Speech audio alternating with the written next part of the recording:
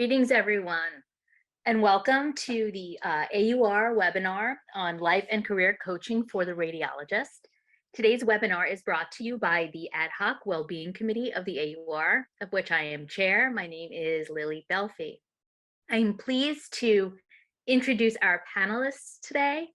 We have a great lineup for you all.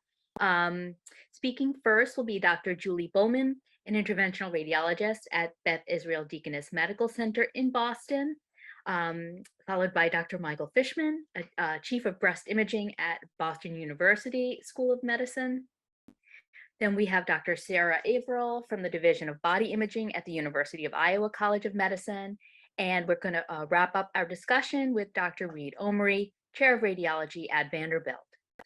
The format of today's discussion is to basically share with you all sort of the who, what, when, where, and why of life and career coaching and what it means for us as radiologists. We want to present this framework to you and then follow it up with some personal career experience, coaching experience by Dr. Averill and Dr. Omary. What we'll do then is open the floor to questions, comments, and start a dialogue between our participants and our panelists to learn more about coaching and what it can do for us in our lives and careers.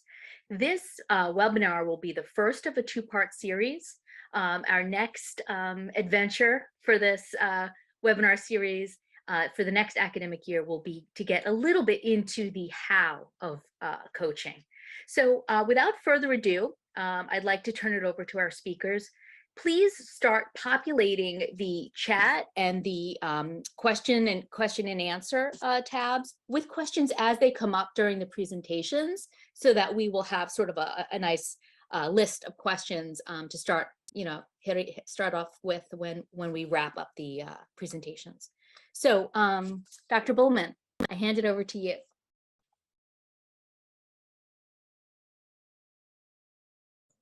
Thanks, Lily. All right, so we should all be seeing some slides. And again, I'm Dr. Bulman. I'm at Beth Israel Deaconess in Boston. And along with Dr. Fishman, I'm going to be giving you an introduction about what coaching is and how it can be used by the radiologist in our professional lives.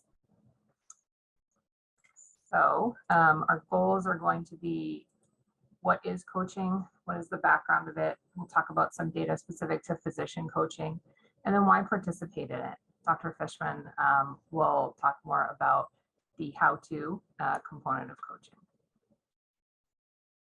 So why is coaching such an exciting topic right now? Burnout is very high, exacerbated certainly by COVID, but burnout in physicians is 2 times more common than US workers in other fields. And so in the last couple of years, and certainly the last 10 years, we've had a lot more information come out about the benefits of coaching. Professional burnout has numerous adverse consequences. It's been known to be linked to medical errors, decreased patient safety, and diminished patient satisfaction and perceptions of quality of care.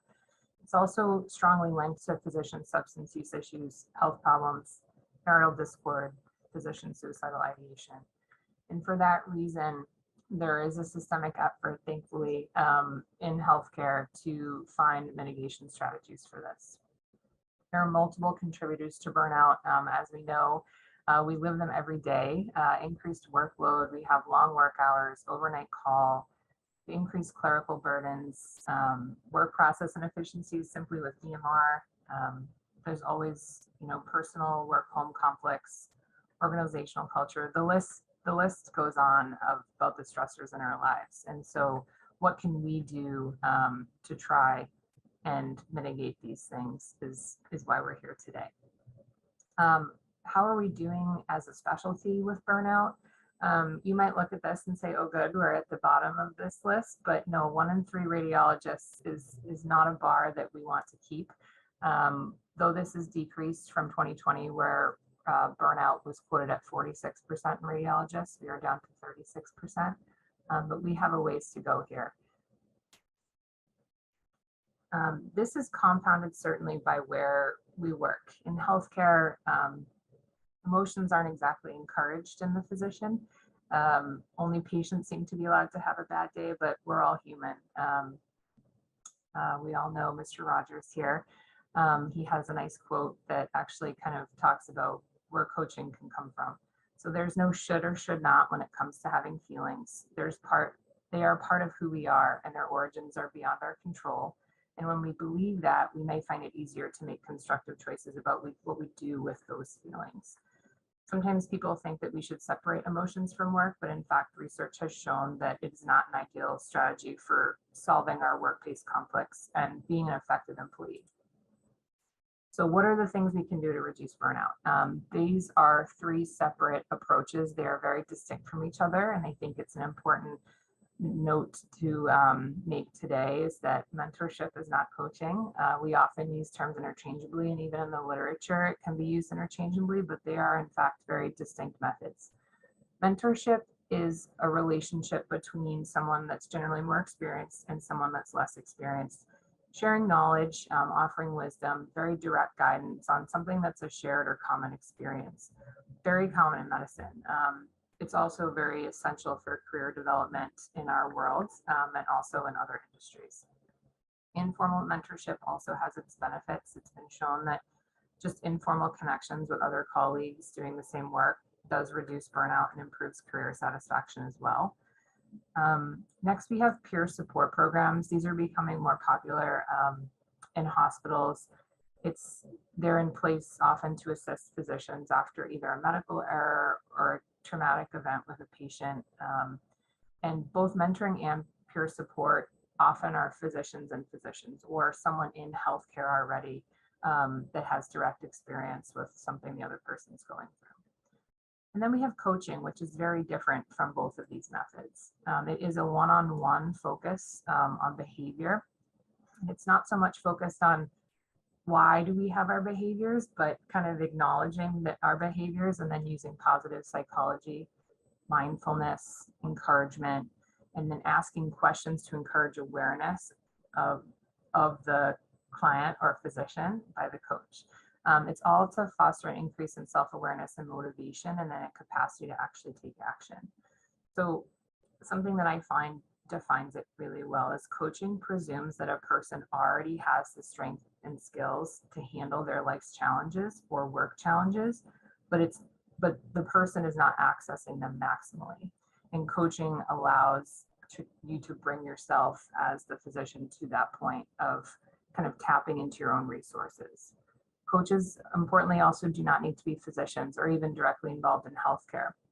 It's truly tailored to the person. It's results oriented to address professional development and then certainly burnout as well. There are all different sorts of coaches, which I'll talk about briefly. But all the root and the spirit of coaching is the same, focusing on listening and increasing the awareness of the client. It's also important to say that these three methods are very distinct from therapy. So therapy is conducted by individuals that are trained in mental health, and their goal is a diagnosis and treat model. That's not these three. So I just want to make that distinction. So coaching benefits. Professional coaching has been associated with all of these things here. There are a limited number of randomized controlled trials that talk about professional coaching, and I will go over a couple of them. But they all do vary in site design, and the results have been varied in terms of outcomes and effects on depression, anxiety, and stress. But that said, they are looking very positive, and there seems to be a lot more research ongoing with coaching. So we will hear a lot more about this as time goes on. Okay, so things to discuss more specifically. So coaching is a one-on-one experience. It can be in person, but also over the phone or Zoom. There's one study out there that shows there's actually no difference in outcomes depending on your method of delivery, which is really nice in this day and age of Zoom. And it allows you also to perhaps find that coach that is a really good fit for you. At the end of the day, we're all human. We all have our different personalities. And though coaching does have certain tenets and fundamentals, it's you have the ability to find someone that clicks with you and is a humble, empathic partner in the relationship.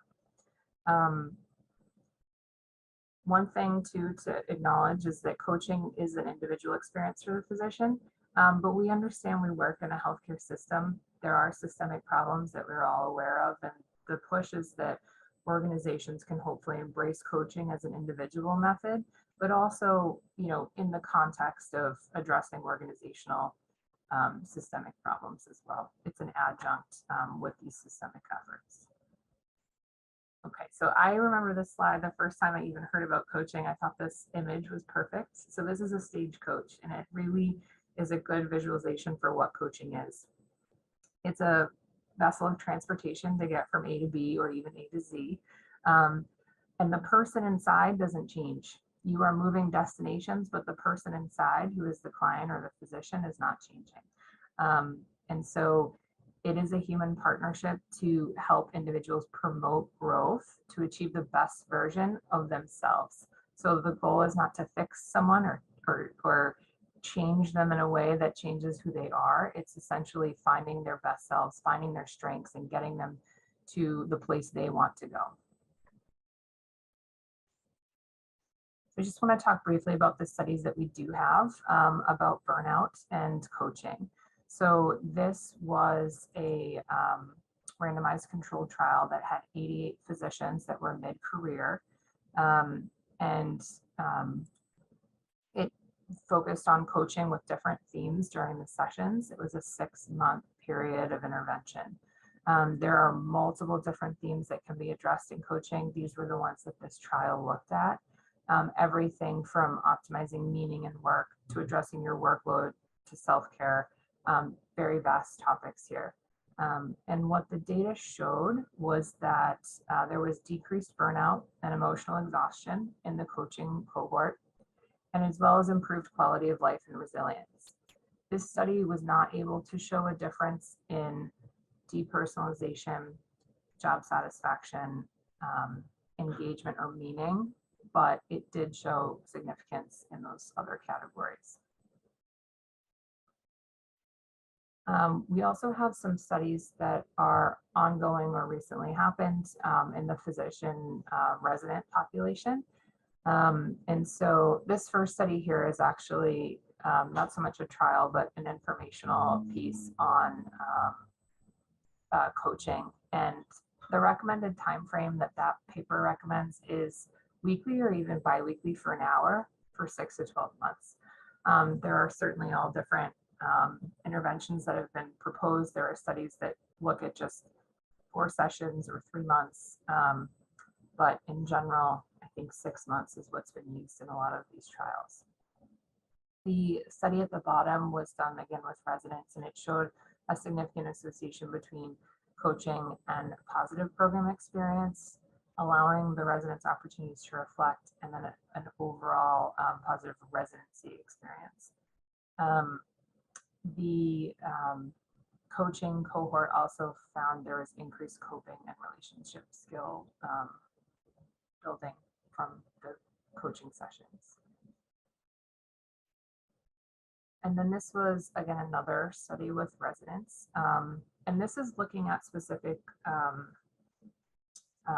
race and gender as well, and their results with coaching. And so coaching in general was shown, again, to improve well-being, but it did find that not all benefit equally.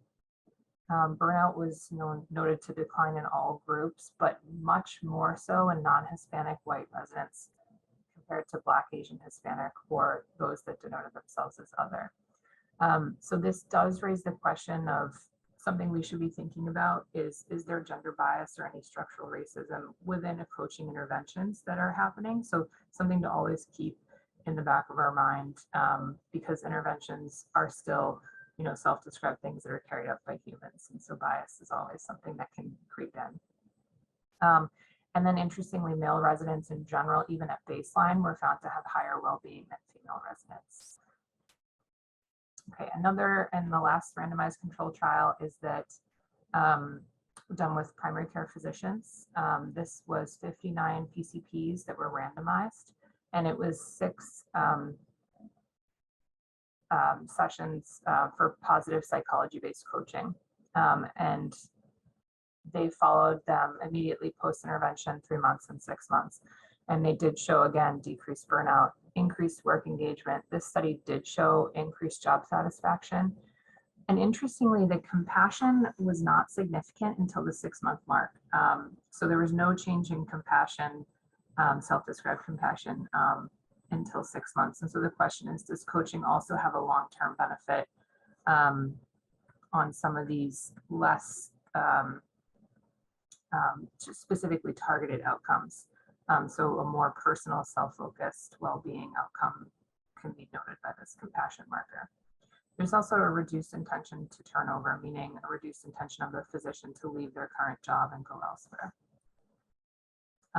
This is a little plug for Dr. Fishman's primer for the radiologist. This is an excellent piece that kind of goes through a few scenarios and how coaching can help them. And again, this is just a reiteration of what coaching really focuses on. And it's using psychological resources of mindfulness, positive mindset, resilience, self-efficacy, and self-awareness. So I highly encourage everyone to read this. It does have very specific radiology scenarios in it that can apply to us in our everyday. All right, so when is a coach important in my career? There are, again, so many different types of coaches. There are even patient coaches that can focus on, health and wellness goals like hypertension, obesity, diabetes. But in terms of us as physicians, there are also all sorts of different levels, which I think Dr. Omary and Dr. Averill can speak to their experience and how they've experienced coaching in their own careers. The bigger picture is that, again, coaching all uses the same methods, but it can focus on different aspects of life, and it should be tailored to the physician themselves and what they want to get out of it. And the agenda is often set by the physician rather than the coach. These are just 2 examples of something that might be really pertinent. Executive coaching, it's usually a short-term relationship, and again, focused on executive effectiveness. Academic coaches, again, it's all to get you to your fullest potential. These are sports coaches, but in fact, a very similar concept. You're taking someone with a set of skills and bringing them to a place that they want to go. So coaches, again, they may or may not have expertise in your specific fields. That's okay. As long as the fit is right, they can still get us where we need to go.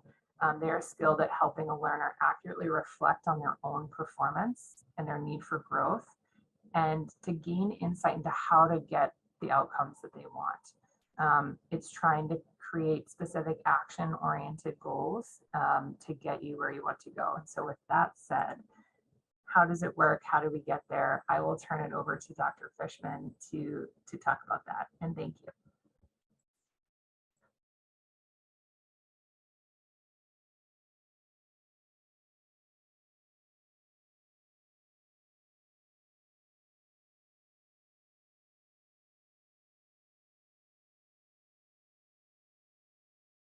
I believe you're muted, Michael. Thank you. Years into COVID, and that still happens all the time. Thanks, Julie. Wonderful job. And I'd like to just go into a little bit more depth in terms of how coaching works, and then to identify some applications, how it can be applied in radiology practices. So how does coaching actually work? Well, we can think about a tank, and a tank is sort of our coping reserve. And there are negative inputs and there are positive inputs. And they can potentially be filled or depleted depending on various factors. And there's this inherent balance which helps determine the outcomes. And we can think about outcomes in terms of burnout. We can think about outcomes in terms of thriving, wellness, etc. And so coaching, in the coaching experience, you take all these stressors, and through the coaching experience, using different tools, you come out with, hopefully more resilience and more positive outcomes and better responding to those situations. So a lot of this has to do with positive emotion in the coaching sessions, and positive psychology coaching uses a strengths-based approach to help physicians identify and achieve positive emotions, create meaningful relationships, increase engagement and purpose, and develop coping skills for personal and professional stressors. These include communication, improved resilience, team building, and mindfulness. Remember that negative experiences are like Velcro.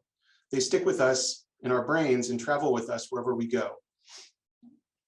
The emotions associated with these experiences do the same. This is called negativity bias. In contrast, positive experiences are like Teflon. They slide right off of us, and we don't fully process, unpackage, or experience them many, many times. The goal of coaching is to reverse that focus from holding on to the negatives to appreciating the positive and unpackaging those experiences to better learn from them. To highlight this point is the focus on a strengths-based approach in coaching to help inspire confidence in goal setting and achievement. Think about what you have achieved in your life or in your career, and what strengths have helped get you to those achievements. Some of this is also about drive, about motivation, specifically intrinsic or internally motivated motivation, which can feed happiness and engagement. Another model that's often used in coaching is called the PERMA model, and this was developed at University of Pennsylvania by positive psychology gurus, including Martin Seligman. And this was developed as a method to focus on happiness. So now that you're familiar a little bit with the underlying foundations, let's explore a typical session by learning about the fundamental principles.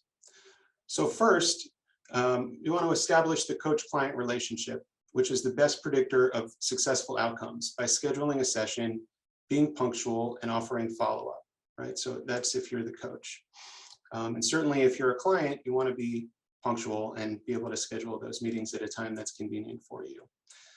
Next, psychological safety is created because all coaching relationships are confidential.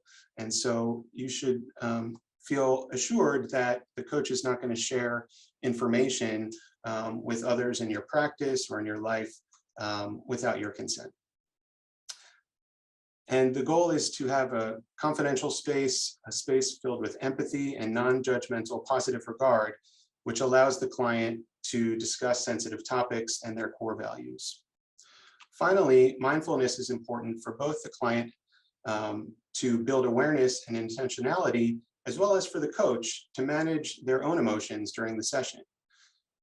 And sometimes what I like to do is to start a coaching session with short breathing exercise or a gratitude statement. Next, let's learn about the core coaching skills: mindful listening, open-ended inquiry, and perceptive reflections. So there's a tendency in medicine and in life to give advice without asking a lot of questions.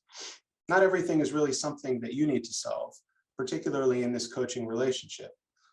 What's the client really saying, rather than responding to what they're verbalizing?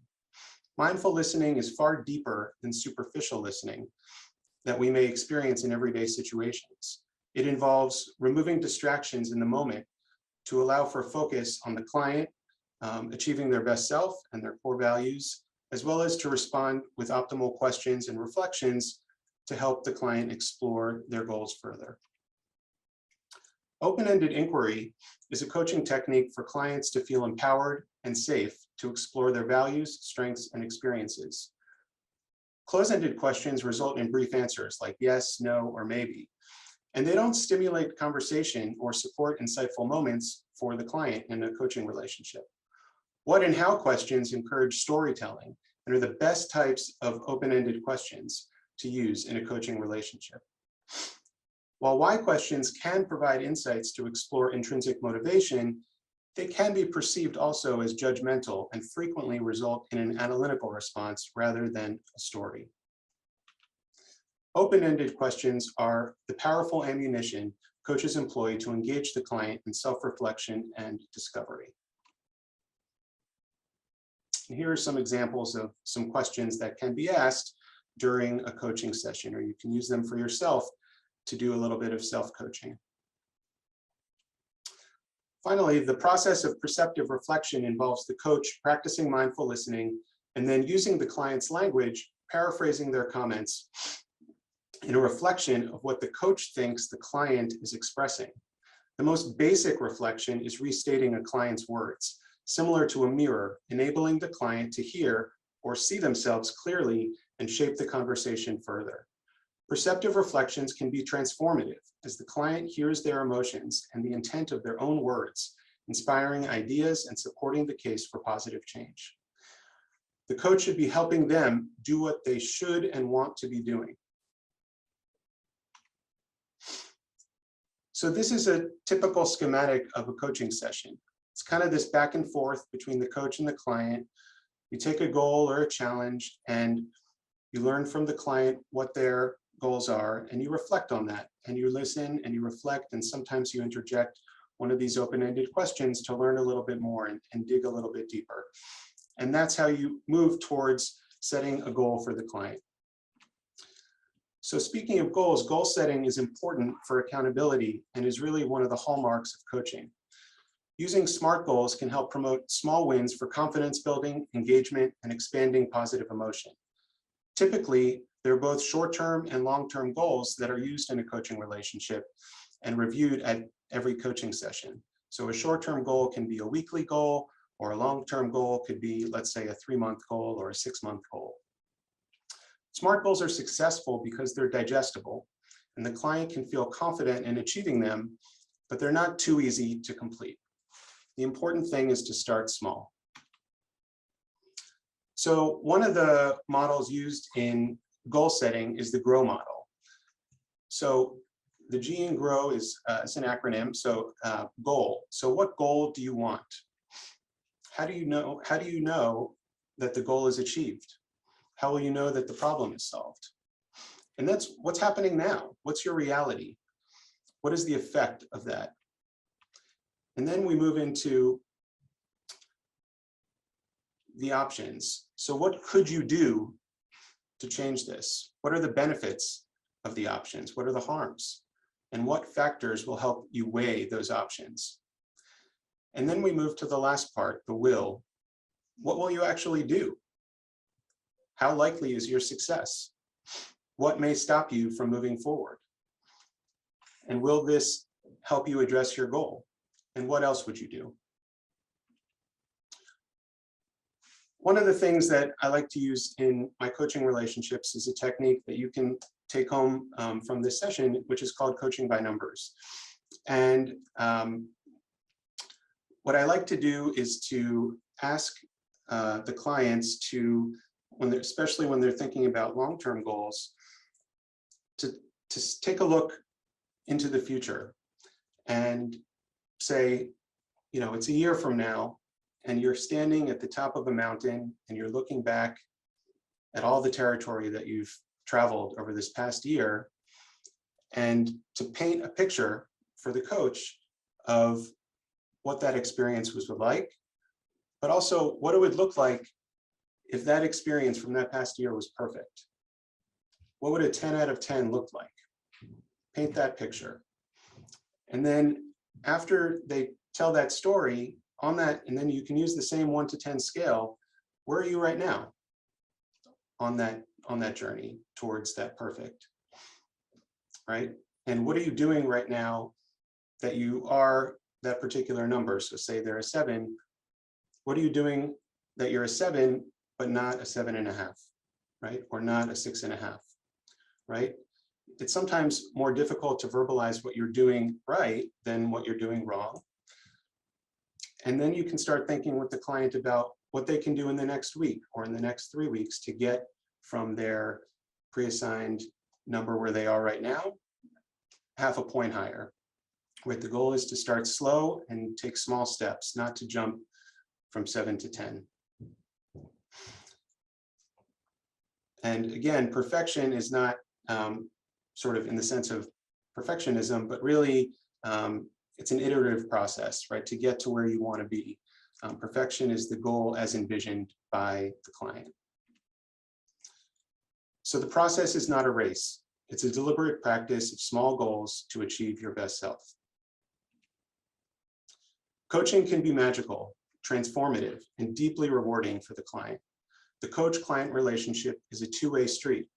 While the coach is responsible for many of the things that we just reviewed, the client must be willing to step outside their comfort zone and explore their emotions, their fears, and their goals. So let's spend a few minutes at the end looking at how you may choose to utilize coaching for yourself or for your department. These are various examples of coaching applications that can be used both in life and in the workplace, and target audiences may vary. So Julie had talked about one-on-one individual coaching, but coaching can also be done in groups, such as coaching circles.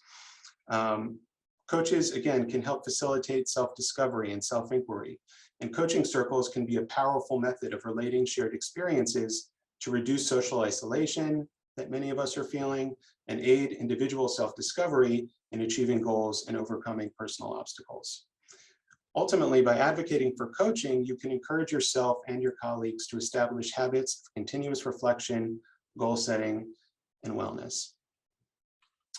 This is an example of a novel coaching program that we implemented here at Boston Medical Center in 2020, which I believe was the first of its kind in radiology. We trained faculty to serve as coaches for the residents, and we randomized the residents to either receive coaching or to continue on with their the mentoring that they were receiving in the department.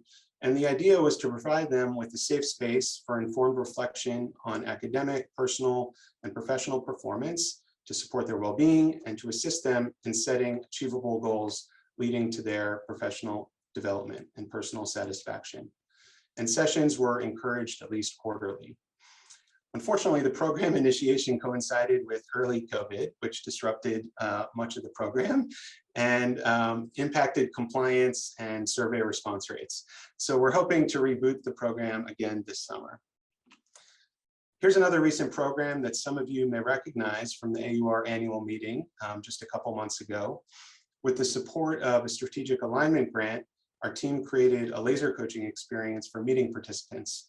We offered free 30-minute sessions, both in person and virtual, during the meeting itself, and virtual sessions also extended 2 weeks after the meeting. We had nearly 150 participants who met with highly credentialed International Coaching Federation coaches to experience coaching, to discuss personal or professional challenges, and to discuss their goals. And currently, we're reviewing the data from the surveys, both pre and post, and hope to share the results in the coming year. So, how do we begin? How can you find a coach? Well, here are 2 examples of where you can find a coach. The International Coaching Federation that I mentioned is really the gold standard for coaching across many different domains. And there's different tiers of coaching coaches within that certification, really dependent upon the number of hours that they've put into their coaching practices. Well Coaches is another coaching organization, coaching school that I actually participated in and became certified in, which focuses more on healthcare and health and wellness coaching. So many people who become certified coaches through Well Coaches are focused on coaching patients in achieving their healthcare goals, whereas others are, going into other domains that Julie had mentioned. So in conclusion, here's my challenge to you. You can think about how you're feeling right now and what sources of distress you may have experienced over the last 6 months or for the last 2 years, and how are you coping with those? And you can practice coaching with yourself or with a colleague, with a peer, outside of work. You can listen, you can reflect, you can ask open-ended questions, identify your strengths and your drivers of well-being, and start setting some goals with a future orientation. You have more control over your life than you know. You can do this. And thank you so much. Thank you so much for this presentation. Fantastic overview given by Dr. Bulman and Dr. Fishman Please, participants, I encourage you to start entering any comments or questions you might have in the chat box and in the question box. And now we're going to turn to our other panelists who are going to share with us some of their personal experiences with coaching. So to lead off, Dr. Averill, I open the floor to you. Thank you, Lily. Thank you, Michael and Julie, for your excellent introduction to the topic.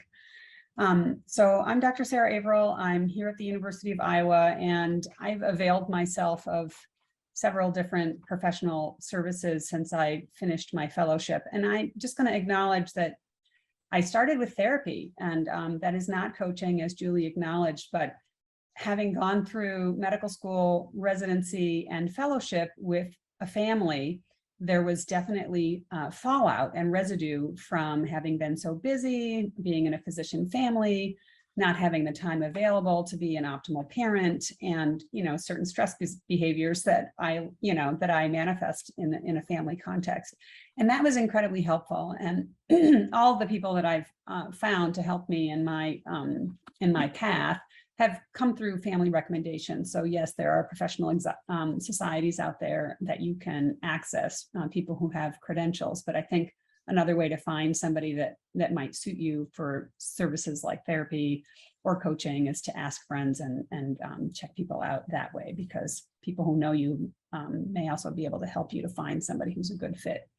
So the therapy really helped. It's a retrospective look at where your behaviors come from and working on communication skills within the family. And I really needed to get that foundation and do some repair and recovery with my family before I was ready to delve into like another phase of my career. So just want to acknowledge that.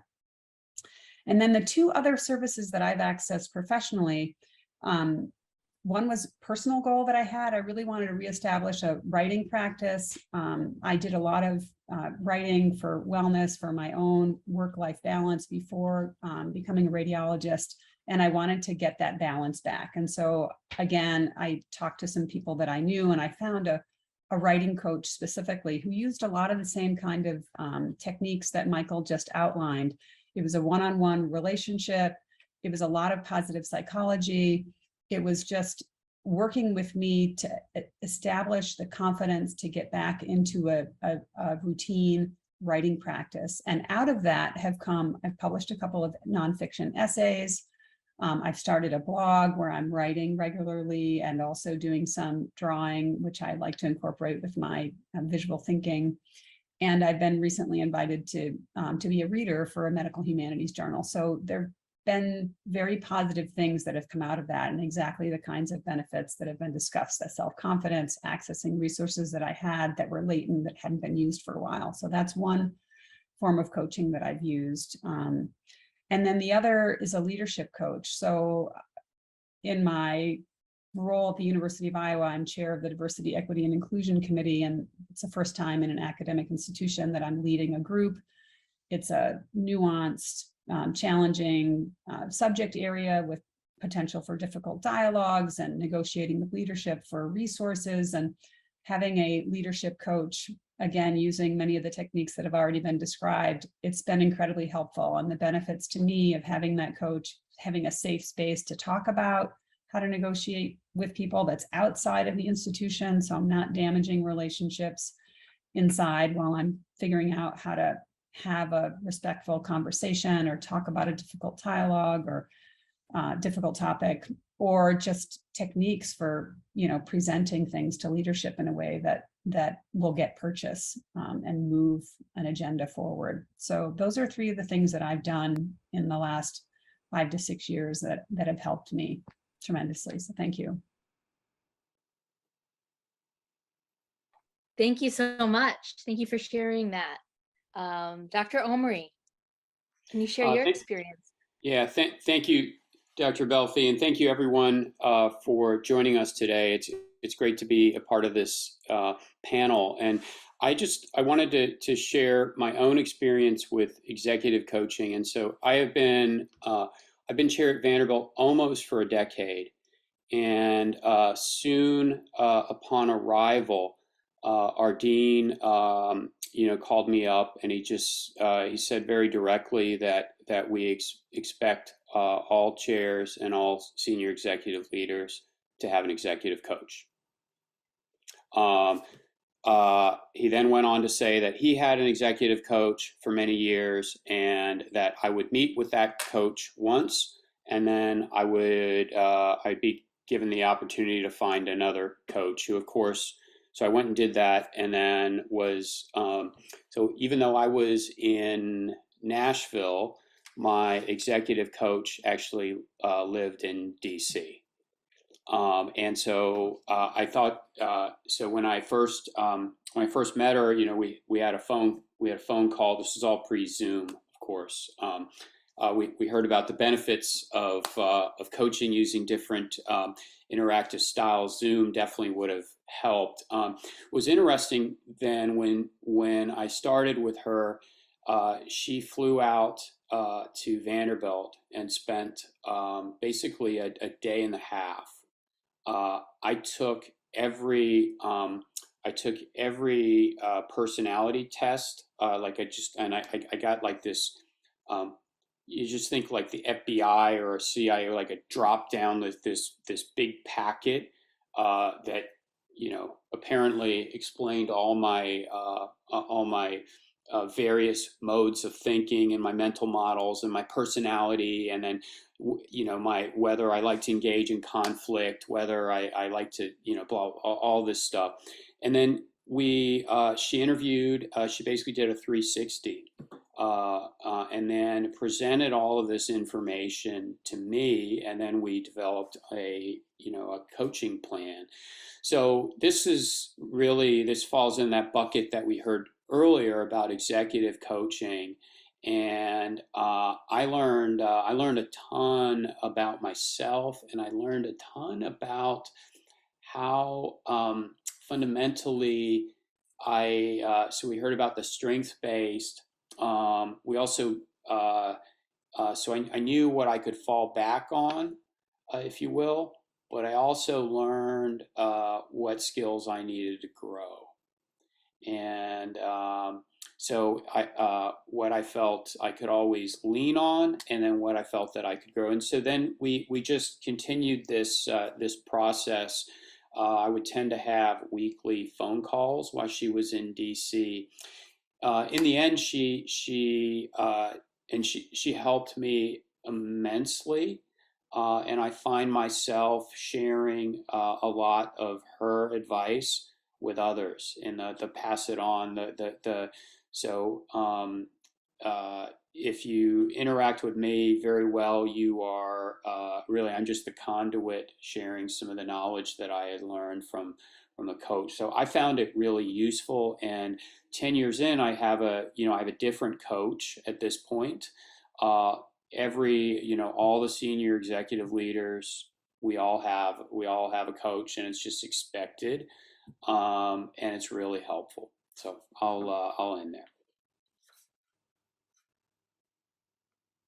Thank you so much. I'm just so amazed at the stories and the different types of coaching for the different periods in your life. And the thing that sort of came to my mind as a question is, when is sort of an optimal how do you know when is a good time to engage with a coach in your career or in your life? Like, how do you know, like, oh, this is something a career coach can help me with?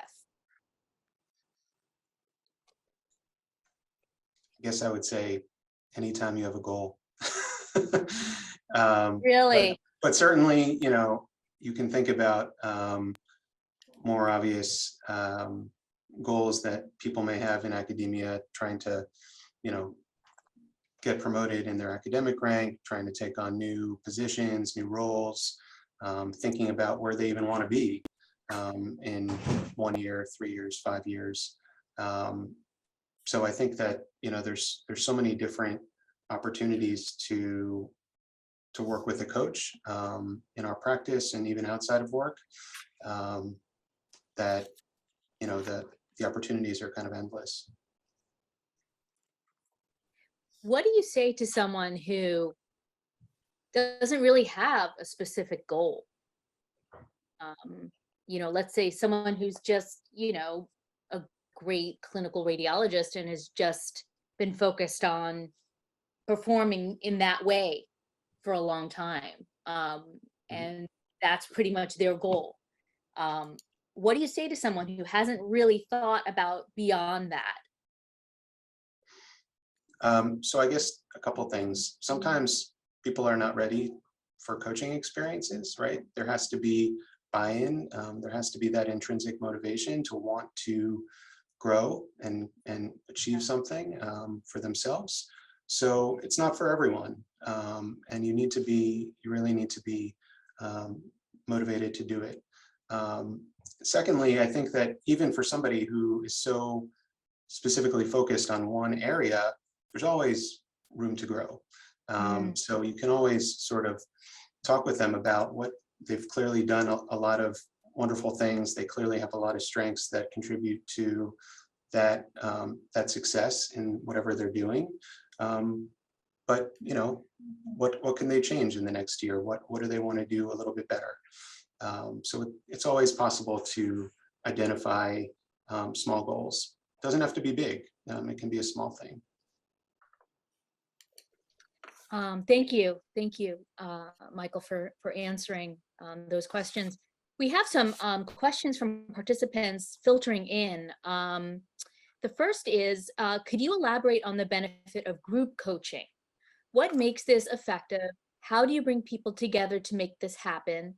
In what specific scenarios would group coaching be most effective?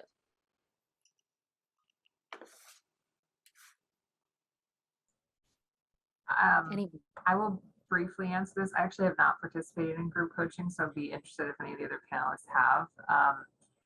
But there's always a cited concern in the literature when you read about one-on-one coaching for physicians. They always mention how the psychology of the physician, often group coaching can be a little daunting. And so group coaching probably isn't for everyone. Just as Michael said, coaching in general might not be for everyone, but group coaching, you're supposed to be developing a place of psychological safety and being able to grow yourself, and oftentimes being that vulnerable might not be best in a group setting. And so I'm curious to know if anyone else has participated in it, but often in the literature, physicians have not embraced that as much. There's certainly a lot of offerings from organizations and hospitals for that, but I'm not sure if it's been shown with physicians specifically. Dr. Bulman, I can chime in. And once again, there's different styles of coaching, and when so we have an executive coach at Vanderbilt who coaches a lot of individuals, who then also attends our retreats and does group facilitation, and so that coach has an individual relationship and also understands the group dynamics, and so that's a setting where I think it's there's synergy. I haven't had experience where a group coach had no relationship with the individuals, and I'm not sure how that would how much of that ends up being facilitation, how much of that ends up being what we might just call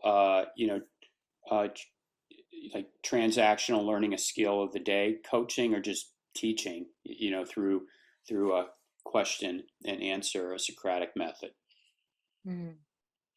I can add something that's maybe doesn't go under the name of coaching, but I've experienced through the Center for Courage and Renewal in the group setting, things, a facilitated immersion experience that has, I think, many of the benefits of coaching, and there's a lot of emphasis on creating confidentiality, and they do exactly what Michael said, or they use some of the same nomenclature of creating a circle of trust. And facilitate experiences for reflection and goal setting and discerning kind of your values and where you want to go with your life. And they do it in a really beautiful way. And it's all in a group process, but it is, they use principles and practices that I think that create that psychological safety where you can feel able to be vulnerable and exploring kind of your life and where you want to go. So for somebody who maybe doesn't know where they want to go, but they know that they're at a life transition, or, you know, there are organizations, and I don't have any investment in the Center for Courage and Renewal, but I've had some lovely experiences that have allowed me to explore in ways that I think mirror what coaching has offered. I would also, I think I agree with everything that's been said. I haven't experienced group coaching myself, I guess other than in my training, but I know that my co-author on that paper that Julie had mentioned, Cy Reddy, leads group coaching exercises quite frequently at his practice in Chicago. So he would be a great person to reach out to if anybody has any questions about how to implement it and what it's actually like in practice. Fantastic. We have some more questions coming in, and I kind of like to group some of them. A question that came through, which I was wondering myself, is how do you know if a coach is a right match for you? And then sort of to dovetail with that, how does that coaching, I guess, relationship evolve over time? And how do you know when to move on or if to move on? So.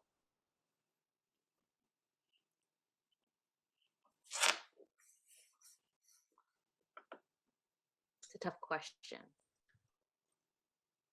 I almost feel like that question can only be answered by you experiencing it. And you certainly have to have the coaching experience. I don't know if it'd be possible to pick someone out of a list and know what it would be like, because we all come with our own personalities and methods of empathy and listening. It's different for everyone.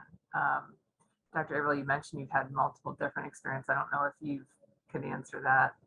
Yeah, I mean, I think definitely, I think a lot of coaches offer like a 1 hour free session or half-hour session. You can get to know them. I would definitely recommend that people kind of shop around. And, you know, if you might have a couple sessions with somebody and it doesn't feel right, or you're not on the same page, and I think you can, if you have the capacity to self-reflect, you can decide if it's that little rub is that you're getting to know each other. With my therapist, I think there was a point where I had to talk about our communication style, and I almost ditched her. And I'm so glad that I confronted the discomfort, and then we were able to move on. And that relationship has transitioned over time. And I'm currently taking a pause from the last leadership coach that I worked with, because I think I want to go in a different direction. So I think, I don't know, sort of maybe trusting yourself in that same way, you know, and knowing that trusting that you're going to find what you need and get what you need. But I definitely explore before committing a big payment, because it can be quite expensive. Yes. There were actually several questions regarding that very thing, regarding the expense of having a coach, and what to do for those who are concerned about the cost, especially for residents who are in training and may have limited funds. What are some options that you may know about for those folks? Yeah, I typed into the chat, at least at our institution, and I know at others, there are coaches available within the institution, sometimes within the medical school, sometimes within the larger university, that may be available for coaching as part of, just being part of that institution. Also, coaches do vary in in what they charge, and many are not particularly expensive, less than $100 potentially. And I would say that if you kind of explain your situation, they may be willing to work with you on a financial model that is appealing. No, I'll chime in also, Dr. Fishman. I agree with you. I think most institutions, academic medical centers, will have, they may not call it coaching, like the Center for Resident Coaching. It won't be labeled that, almost certainly. But almost certainly there are coaches available who will be there for free for residents or medical students. Every medical student at Vanderbilt, every medical student has a portfolio coach. So they enter med school and and then the coaches are also available for faculty, and at least at Vanderbilt, they come at what would be broadly the physician wellness program. And all that's free, all that's confidential. I've been at other institutions and they have similar programs. They may not call them coaches, that's the thing. And so asking someone who understands, almost always these are outside of radiology, they're general for the whole institution. So asking someone who has some institutional knowledge, and I think as a resident or as a medical student or frankly as a faculty member, there will be a way to get some initial coaching done for free. Excellent idea. Yeah, I'm sure there are these resources available. We just need to know to look for them and ask about them. Yeah.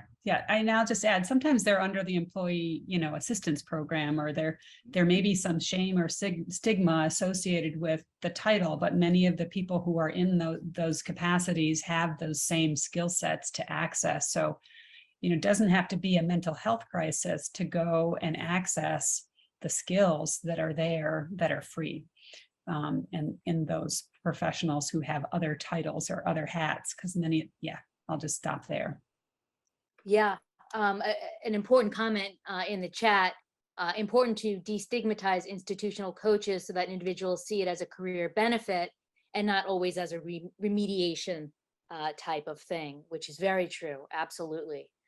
This should be packaged with benefits, in other words, not something punitive or, needed for remediation. Dr. Belvey, can I just comment on that? I think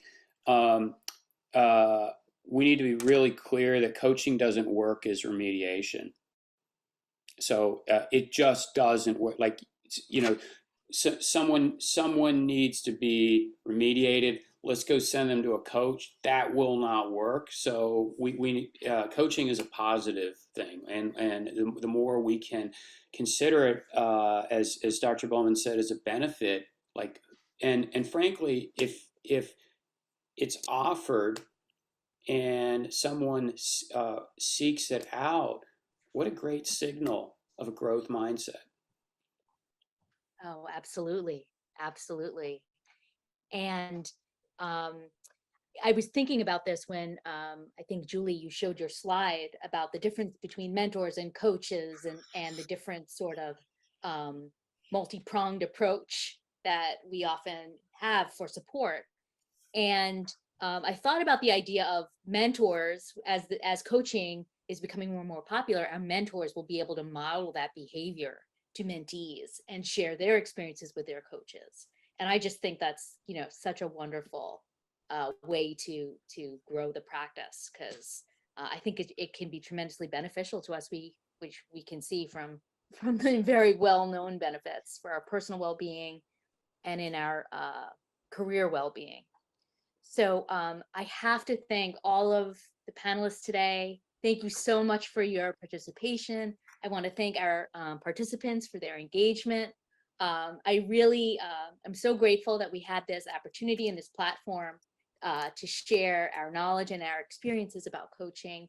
And I look forward to our next webinar regarding the more detailed experiential practices. Thank you so much, everyone. Thank you. Thank you. Bye. Thank you.